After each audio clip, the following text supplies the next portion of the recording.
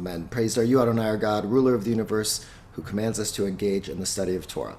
Before we get into this Torah portion, I just have to say I ran over here from down the hall where I was just teaching the fourth graders. Every year, the rabbis each take a different grade in our day school, and I'm always paired with the fourth graders, and I always start off the year telling them, because I'm charged with trying to teach them Torah, and I was thinking, well, fourth grade, okay, they're old enough to start learning what the Torah is really about. So every first session in the year, I tell them, okay, all the stories that you heard when you were in preschool, for example, the story of Noah's Ark with the beautiful scene with the two giraffes with their head out of the ark and a beautiful, rainbow, and you just imagine this blue sky. I tell them, it's not how it was. Wait until you find out what Noah did after the ark. And they'll go, what? And I say, well, you'll have to wait and find out. But let's just say he's not the most perfect person. And then I say, you realize that God does not just sit up there in the sky with a beard looking down on you. And they go, what? So, and I say, you are now old enough to learn that the Torah is just as complex as the rest of the world. Right? And you're at that age where you're starting to realize that things are not as simple as they were when you were in preschool, where all you cared about was the color blue or pink and that you liked playing, soccer. No, now you're starting to realize things are a lot more complicated. The Torah is also more complicated. And you can't go through your life assuming that the Torah is just those simple stories that you learned in preschool. I said, you are going to learn things in this class that maybe even your parents don't know about the Torah. And it's okay if I get a call from your parents upset that I'm telling you things that are disturbing. I'm just going to tell them those are actually things in the Torah. And your kids are now old enough to know that murder is in the Torah. And they go, oh, there's murder. So anyway, that was my fun half an hour that I just had with one of those classes. So speaking of this idea of accessibility, I'd say that is one of the major themes that we find in this week's Torah portion. We are in the Torah portion Nitzavim. We are towards the very end of the Torah. We only have a few weeks left. And this is always the Torah portion that is read right before Rosh Hashanah. And so as we talk about it today, I want you to be thinking about, why is that? Is there a link between this Torah portion and its message and the holiday that we're about to start on Monday night? It's a very short Torah portion, and so today, in previous sessions, I've kind of gone into rabbinic interpretations and commentary of certain sections of the Torah portion. Today, what I'd like us to do is we're just going to start at the beginning of the Torah portion, kind of work our way through, see how far we get, and more, I'd like to hear some of your interpretations. If you had to try and articulate what's the message of this part of the Torah portion, what would it be? You should keep in mind that in the Reform movement, decades ago, they decided to include this as an option for Torah reading on Yom Kippur. So there are some synagogues, and even in the newest Machzor, the newest high holiday Siddur that has been put out by the Reform movement, you find Nitzavim as one of the options of Yom Kippur reading. So again, it's been kind of highlighted for certain themes that we will look at as something worthy of being discussed at the high holidays. Which, by the way, when I told these fourth graders, I said, for Rosh Hashanah, here's one story right off the bat that you can go, that's disturbing, that you can go ask your parents about, and you guys can sit as a family and talk about the story on Rosh Hashanah. Go say to your parents, Mom, Dad, can we sit and can we talk about the story of Abraham almost killing his son Isaac? And they said, what?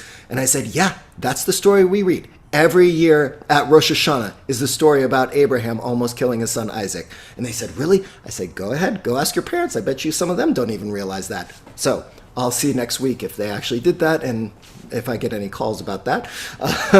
So this is seen as a Torah portion that is worthy of being a part of our high holiday liturgy. And so with that, let's just get into it. I would love, we'll pause every once in a while and would love your thoughts on what are we supposed to be learning from this.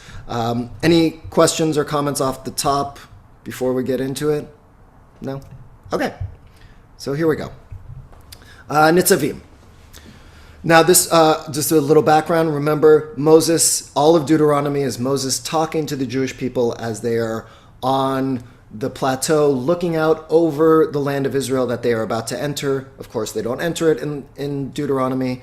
And Moses dies in a few weeks in that Torah portion. But here he is giving his last lecture, so to speak, to the Jewish people. And this is part of his last lecture to the Jewish people as he's trying to prepare them for their new life. You stand this day, all of you, before the Lord your God, your tribal heads, your elders, and your officials, all the men of Israel, your children, your wives, even the stranger within your camp, from wood chopper to water drawer, to enter into the covenant of the Lord your God, which the Lord your God is concluding with you this day, with its sanctions, to the end that he may establish you this day as his people, and be your God as he promised you, and as he swore to your fathers, Abraham, Isaac, and Jacob. In other words, all of you are standing before, all of you, no matter what your title. Now, this is one of the reasons why, let me do one more line, then I'll get back to that. I make this covenant with its sanctions, not with you alone, but both with those who are standing here with us today before the Lord your God, and with those who are not with us here this day. Okay, already in the first couple verses, we have two really important things. Moses is saying, all of you are standing here, not just the tribal heads and leaders of the community, but even the wood chopper and the water drawer, even the stranger among you, everyone is here together. Okay? So why is that significant? What could we, if we had to try and kind of create a sermon, so to speak, out of that point, what is the significance of the fact that Moses is saying that all these people, regardless of their social status, regardless of their gender, regardless of their place within the community, that everyone is standing there together? What's the point? You're all equal. Yeah, that there is a measure of equality that comes with this covenant that God is making with the Jewish people. That this is not a covenant where we are supposed to understand the Torah is hierarchically divided in terms of who has access to it.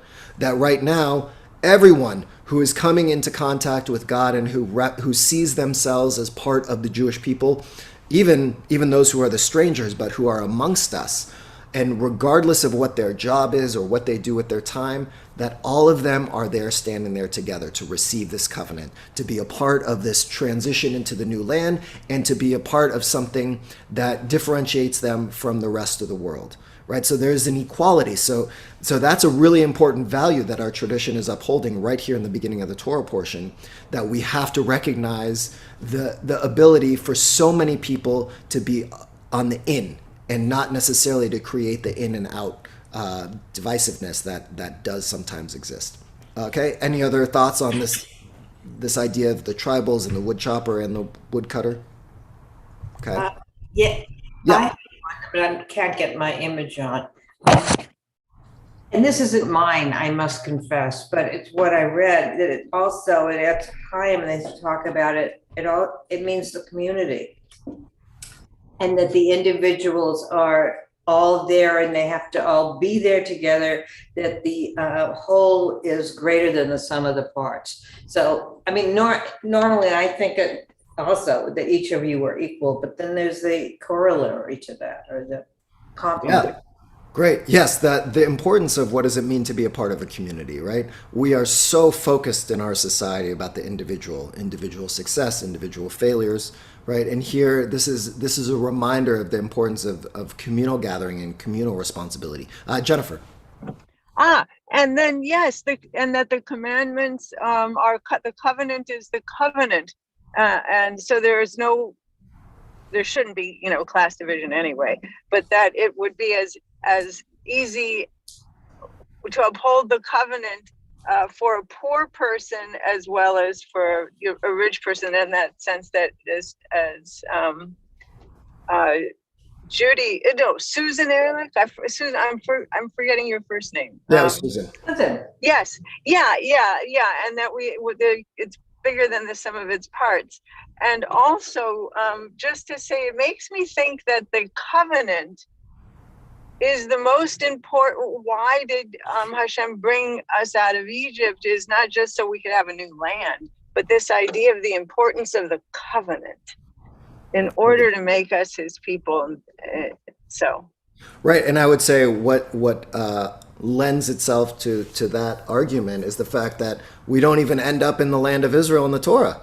I mean, if the primary focus of the entire Torah was leaving Egypt in order to get to the promised land, you would imagine, like all good stories, right, you would have an ending that lends itself to meeting that goal. But that's not where we end up at the end of the Torah. We get in there in the book of Joshua, but in the scroll itself, the focus is really on that journey in the desert. I mean, the majority of the Yes. Torah itself is focused on what happens between the time we leave Egypt to the time we get to the border of potential. Yes. And it's that wilderness experience that really is the heart of what it means to go and live out Torah, and that the covenant itself is really at the centerpiece, right? And the covenant, not just those 10 commandments that we received at Mount Sinai, but the entire experience and the values that we are supposed to learn from the stories of that journey. Great, thank you. Okay, now there was one other piece that was really important at the very end. I'll just pop it right back up on the screen just to remind you. I make this covenant with its sanctions, not with you alone, but both with those who are standing here with us today before the Lord our God, and with those who are not with us here this day. What does that mean? Children. Children.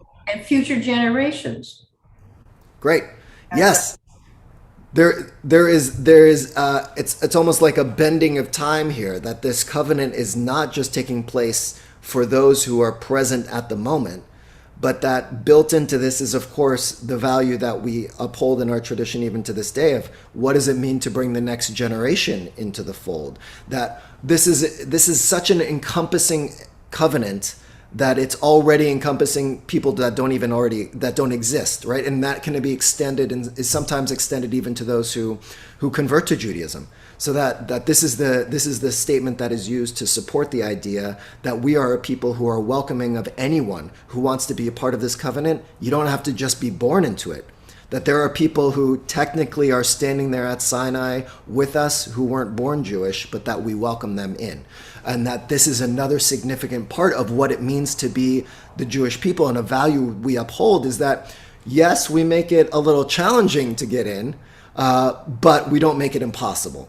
And that we may not be going out and proselytizing the way that some other traditions do, but that if you want to live a life based on this value system, we are going to make it possible for you.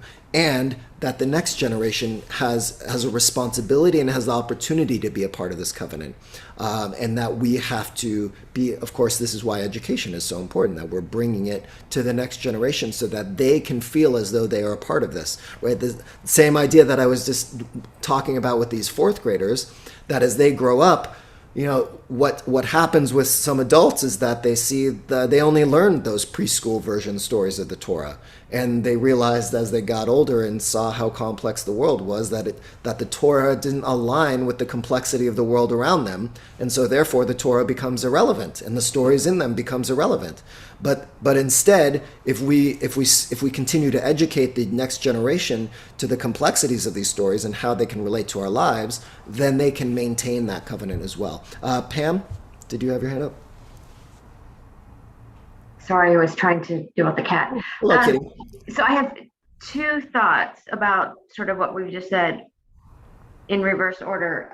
But in terms of those who are here and not here, it dawned on me that, you know, we just recently were talking about the story of Jonah, right? And how Jonah tried to hide. He tried to run away and hide. And to me, that's almost like a direct assault that says, no, you cannot hide from me. These laws apply whether you're hiding or whether you're not hiding. Like, don't even think about that. Just because you're not standing here, you don't get out of it. Yeah. But there's that concept.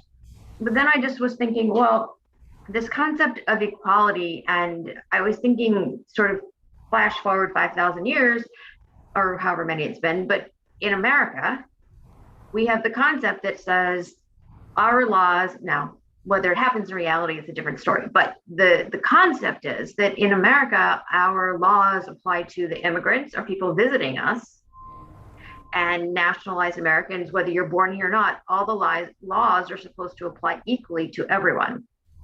And so, stranger among us, right? So I just think it's interesting how that concept from all the way back has really carried forward very strongly into the world that we're still trying to bring about today, is to truly make things evenly applied and equal, and nobody's better than and above and all of that. So Yeah. those are my thoughts. Oh, great. I love it. Thank you. What's the name of that cat that was going across the screen? Oh, this one's Lucia. She's the little one. She's small enough to do this. The big one's asleep. He doesn't. He's like, oh yeah, it's nap time. You're not feeding me. I'm sleeping. Nice. Great. Thank you for those insights. Anyone else on any of these things so far? All right. So already in these couple lines that we have, those 4 or 5 verses, we have 2 really significant concepts that are really powerful in our tradition. Okay, let's keep going. Rabbi? Yeah. Yes. Yeah, I'm a little bit perplexed at the idea of the stranger joining in the covenant. There's something about that just by being present that stranger is, you know, in the covenant according to this passage, and there's something about that just doesn't seem quite right. How so? Elaborate. Well, I mean, we think of the Brit being a sign of the covenant, that not just being present is that it takes more than just being present to be, you know, in a covenantal relationship with God. Okay, good. Well, I have two thoughts on that. Number one, I think, as you said, as you repeated the word present, I think about that if we were actually all truly present, maybe it's even easier to be a part of a covenant and in a relationship, right? The most powerful relationships that we have, at least with one another, are the ones when we are truly present with each other. So on one level, you could see this as not just a physical presence, but that what it's referring to is those who are willing to truly be present with each other in community and present with God, that there is a covenantal connection that occurs. On another side, I would say that this is more referring to people, not just the random strangers, but that the stranger in your midst, you know, there's a midrash that that many of the Egyptians who were in Egypt when the Israelites left fled with them, and they wanted to get out of Egypt as well, and that we invited them along. And there are, of course, laws about slaves, and that your slaves need a day off, even on Shabbat, even though, of course, now today we don't believe in slavery in the Jewish community. So there's the other side, which is, I think, the strangers being those who are committed, even though they are foreigners and they didn't necessarily grow up in one of the tribes, that they have immerse themselves in the culture and into the families of these people and are part of the community. So not just random people, but that they are somehow deeply connected already to the community itself. But I think you bring up a really good point about what does it mean to be, you know, then we could go into a whole thing about, well, what does it mean to be accepted into the Jewish community, and how does one enter the Jewish community? We have a lot of debate, you know, between even Reformed, Conservative, and Orthodox Jews in terms of who is defined as a Jew. There are many Orthodox Jews who would see most of us, including me, as a stranger, so to speak, and not even Jewish. So what does it mean for us to try and change that perspective and make it a little bit more inclusive, that being just showing up is not enough. I agree with you that there has to be more than that, but we also do need to figure out ways of that showing up is a significant step in the process, because I think sometimes we don't put enough effort. This goes, I think, to as simple as welcoming people into an experience at the synagogue, right? If we're not mindful of what it means to welcome the stranger into our midst, and that could be someone who's Jewish or not Jewish who decides to come for something, that itself is kind of a tangible example of how we need to be living out this part of the Torah portion in our modern day lives. Mara?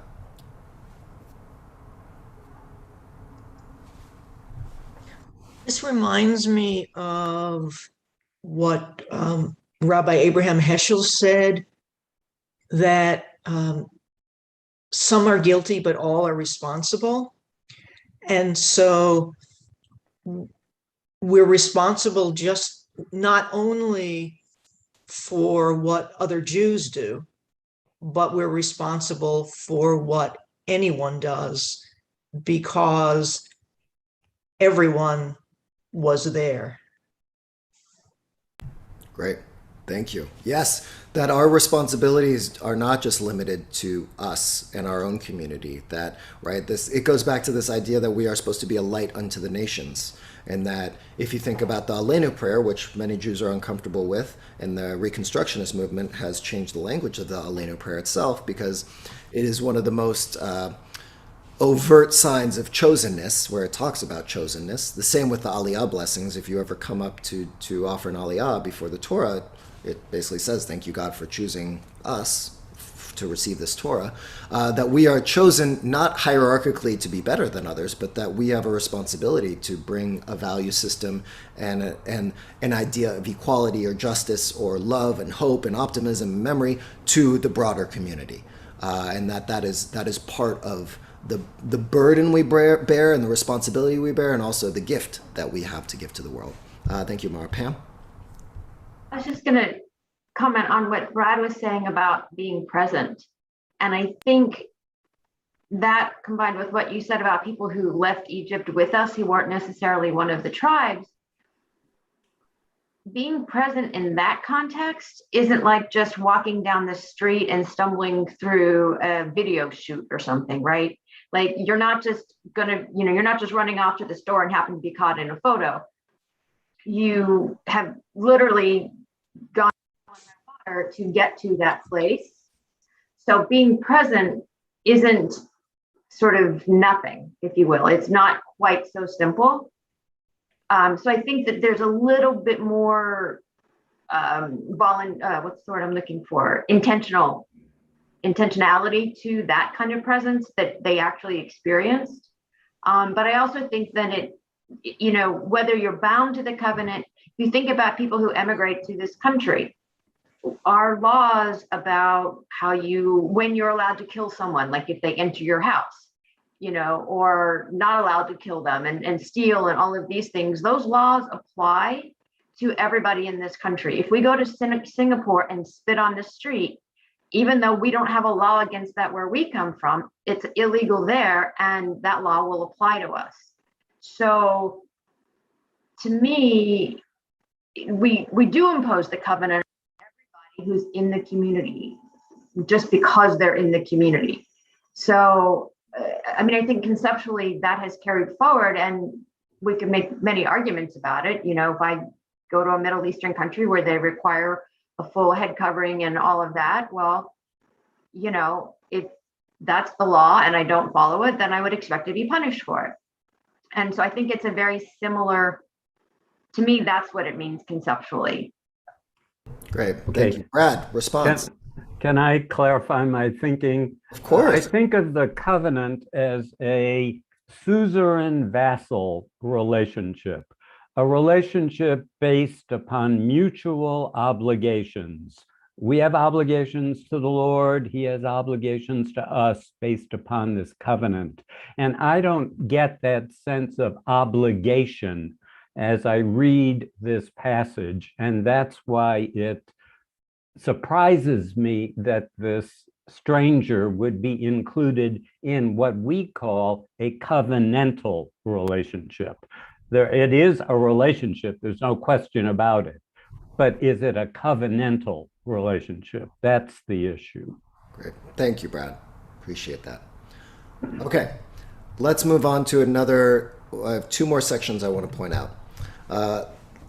This section that comes a little past what we were just reading.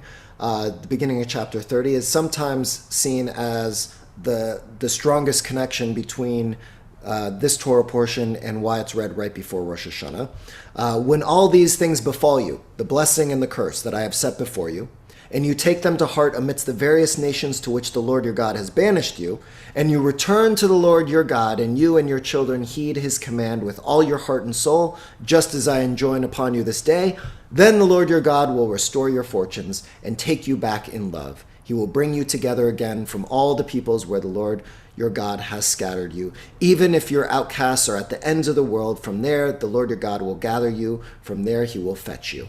Okay, so going back right here, this idea of return, and you return to Adonai your God, and your children heed his command with all your heart and soul, that is seen as the basis by some as the idea of tshuva, right? If we think about, again, the idea of teshuva, repentance is not a good translation. It's the idea of return, right? It's this idea of returning to ourselves, our deepest potential and capacity. And so here we have this idea that Moses is talking to the Jewish people and saying, look, I'm setting before you blessings and curses. You get a choice. This isn't the only Torah portion that refers to this idea that you have a choice in which direction you want to go. You can choose blessings, you can follow my commandments and be rewarded, or you can disobey and have a whole lineage of curses fall upon you. And here it's suggesting, but if you go through this process of return, either, now some interpret this as a collective return, that if as a society, the Jewish people have fallen away from God, that if they as a community come back together and return to a sense of connection to God, then God will bring on blessings. And others interpret this as a real sense of personal return, that this is really the call out for what we are supposed to spend the next couple of weeks focusing on, which is this idea of tshuva, of returning to our connection to God and our connection to our true selves. And that if we do that, we will find blessing. That the true blessing in life is when we are able to go back to who we truly know we can be, right? And that the curse in life is the fact that we spend most of our time not being true to that, and for all kinds of reasons, but that we do have this opportunity to do tshuva, and we're supposed to be doing it all year, but we just kind of maximize our time and energy at this time of year. And when we do that, if we spend our real time doing that, then there are blessings that come with that, right? And I don't see these blessings as the literal blessings, even though in much of this Torah portion and others that come before, it's about, the rain will fall, your crops will be blessed, all of these things that actually are part of some of our prayers that we have removed in the Reform community from our liturgy because we didn't feel comfortable with them, so they've been excised from some of the prayers. But here is this idea of blessing and curse, and that tshuva is a way of finding more blessing in the world. Jennifer. Hey, thank you, and to everybody. Question: If a return and is the way to go, and back to our best selves, and that then we return to God, God will return to us. I just have a question. Moses was very sorry that he hit that rock and said, I did this. Why then didn't God, unless he just knew it, God knew this was not going to be the plan from the beginning, and he just needed to create some kind of an event. Why didn't he grant a return then to Moshe to then say, okay, I see you're very sincerely sorry. You understand. I'll let you be the leader into the land. Good question. Well, on one level, you could see that he got a little bit of tshuva because Moses does ask at one point to be able to at least look out over the land. And so he is given that opportunity to stand and look out at the land and to be buried close by. The other way you could see it is that there are some things where, as we know, that are really... there's only tshuva can't really repair the damage,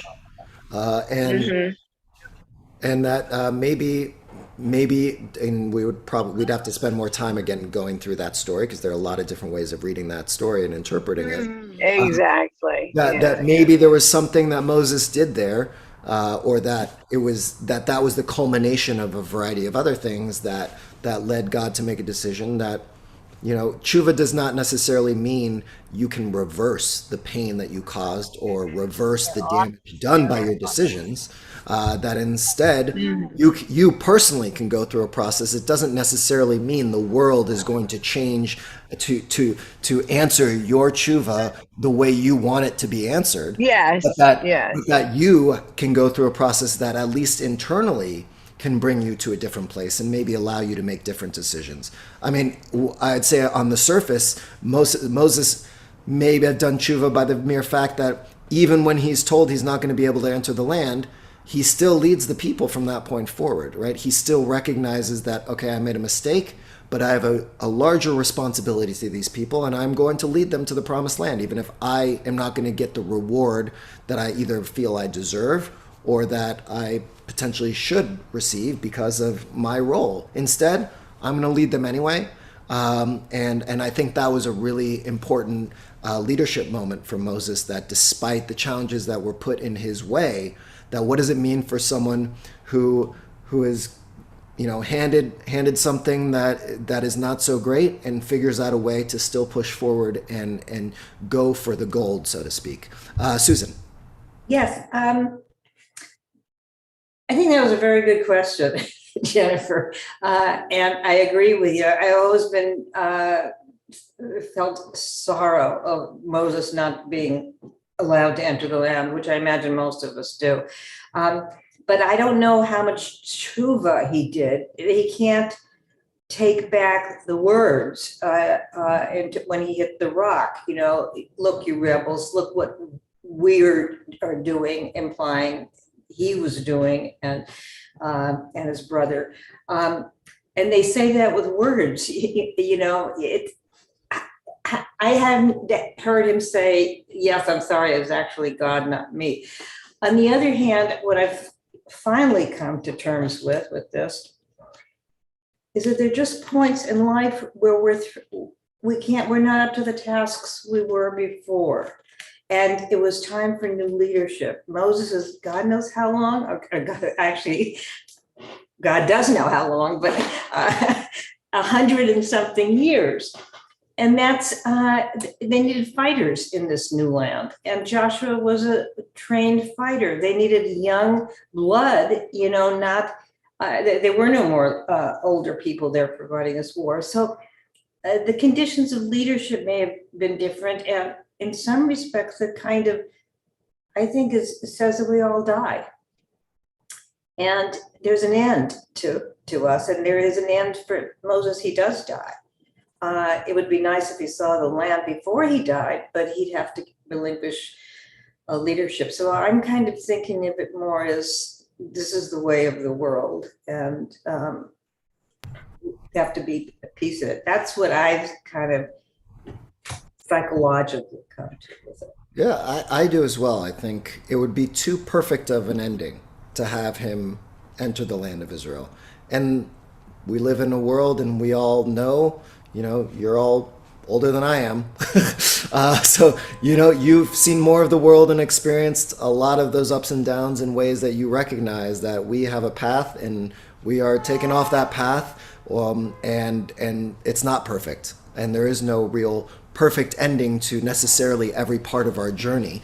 And I think, again, going back to the brilliance of the Torah, that as we find throughout all the stories of the Torah, that this is a realistic book. And that being a leader does not mean that your goals are all going to come to fruition, or that you are going to achieve that ultimate goal in the end. It may not be. Maybe the greatest achievement is that not that you are going to achieve it, but that it will continue in someone else's hands, right? There are many ways we can look at the lesson.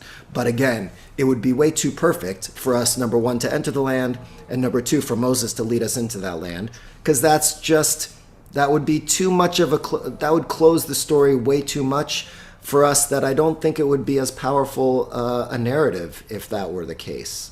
So from a literature perspective, I think there's a real power in the way it's laid out as well. Merle and then Jennifer. I look at this like whether it was then or now, people in general, or, the community in general, Teshuvah is a very personal thing, or can be a very personal thing. And I don't think that we can necessarily judge how a person makes or tries to make teshuvah, because they may not be.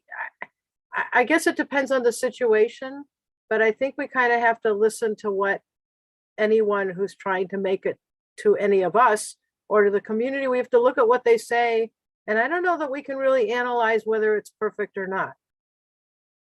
Okay. I Thank think you, I Mara. think it depends on, I think you have to look at that individual and how hard they might be trying, or how a group might be trying.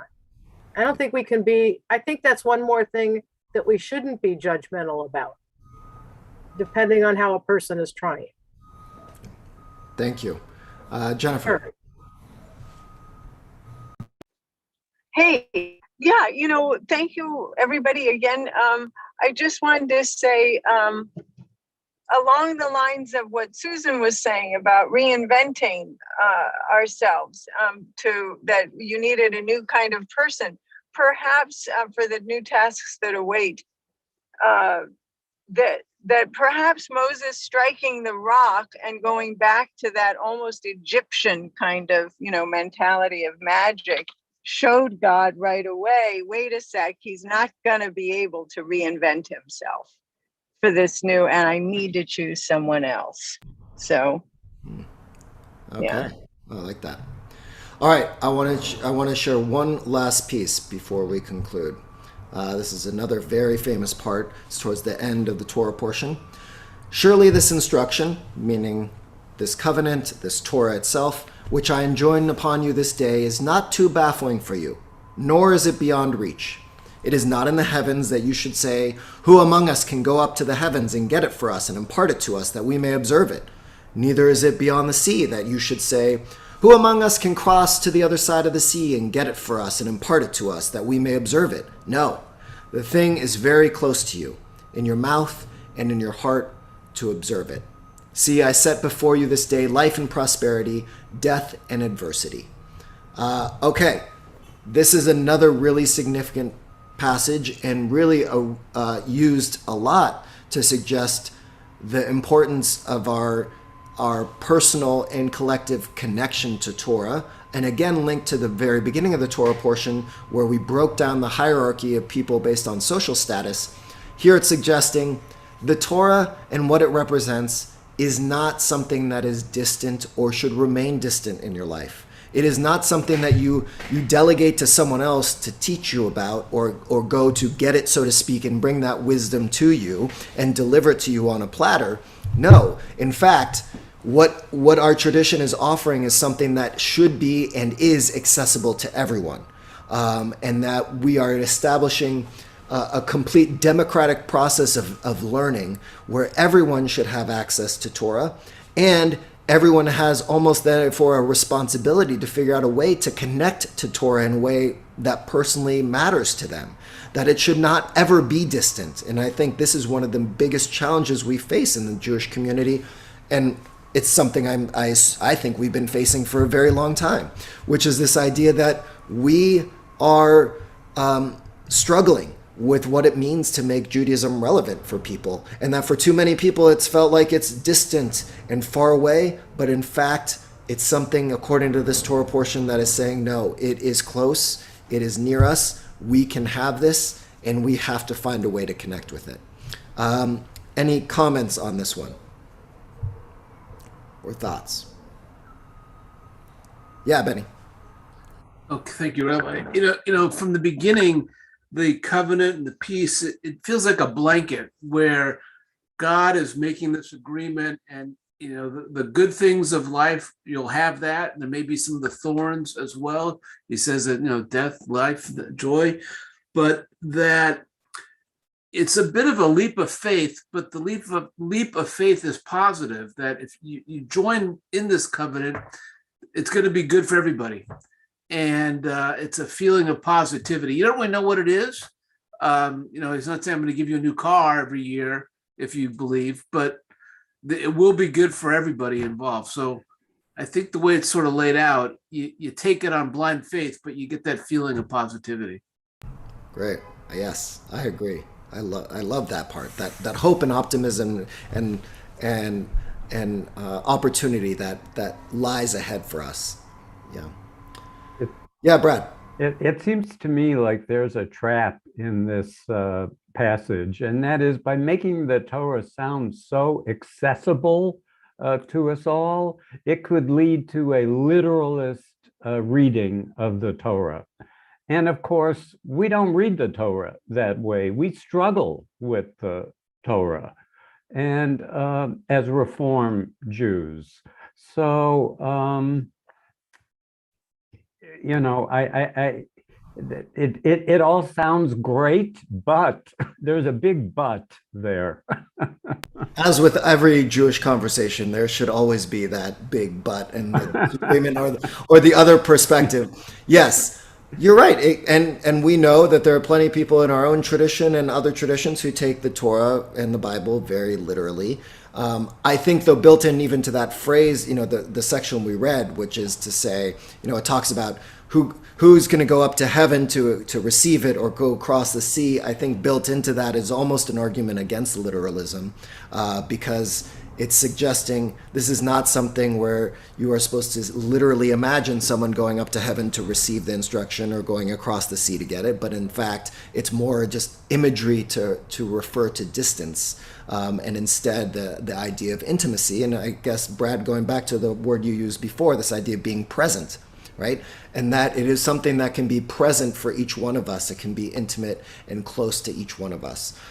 So we are about to enter the new year, and I hope you can take these messages, the one of the idea that this tradition can be accessible to all of us, that we have a responsibility to bring those values and the lessons of this Torah to the rest of the world, to be a light upon the nations, and to figure out ways in which we can be blessed by returning, doing tshuva, and returning to the deepest capacity that we have within each one of us.